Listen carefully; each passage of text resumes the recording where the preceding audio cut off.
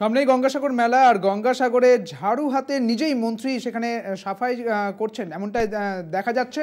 গঙ্গাসাগরে ঝাড়ু হাতে সাফাই মন্ত্রী নিজেই এমনটাই সেই ছবি উঠে আসছে। সাফাই অভিযানে সুন্দরবন উন্নয়ন মন্ত্রী সেই ছবি আপনারা দেখছেন। গঙ্গাসাগর মেলা রয়েছে সামনেই এবং তা নিয়ে কিন্তু ইতিমধ্যেই মুখ্যমন্ত্রী মমতা বন্দ্যোপাধ্যায় সভা করেছেন এবং সেখানে কি কি নিরাপত্তার ব্যবস্থা করা হবে সেই সমস্ত কিছু বলে দিয়েছেন। এবং এই মুহূর্তে গঙ্গাসাগরে ঝাড়ু হাতে সাফাই অভিযানে মন্ত্রী নিজেই, সুন্দরবন উন্নয়ন মন্ত্রী তিনি নিজেই কিন্তু সেই সাফাই অভিযানে নেমে পড়েছেন। দেখতে পাচ্ছেন সেই ছবি। প্রথম খবর কলকাতা টিভির পর্দায়। ঝাড়ু হাতে সাফাই বঙ্কিম হাজরা, সুন্দরবন উন্নয়ন মন্ত্রী বঙ্কিম হাজরা তিনি সাফাই করছেন গঙ্গাসাগরের মেলার আগে। এই ছবি উঠে আসছে। গঙ্গাসাগরের মেলার আগে গঙ্গাসাগরে সাফাই অভিযানে সুন্দরবন উন্নয়ন মন্ত্রী বঙ্কিম হাজরা ঝাড়ু হাতে সাফাই করছেন তিনি।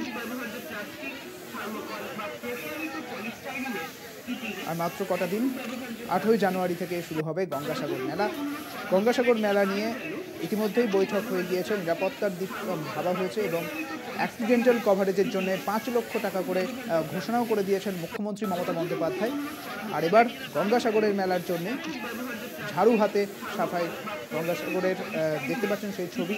সুন্দরবন উন্নয়ন মন্ত্রী বঙ্কিম হাজরা তিনি নিজে হাতে ঝাড়ু নিয়ে সাফাই অভিযানে নিয়ে পড়ছেন।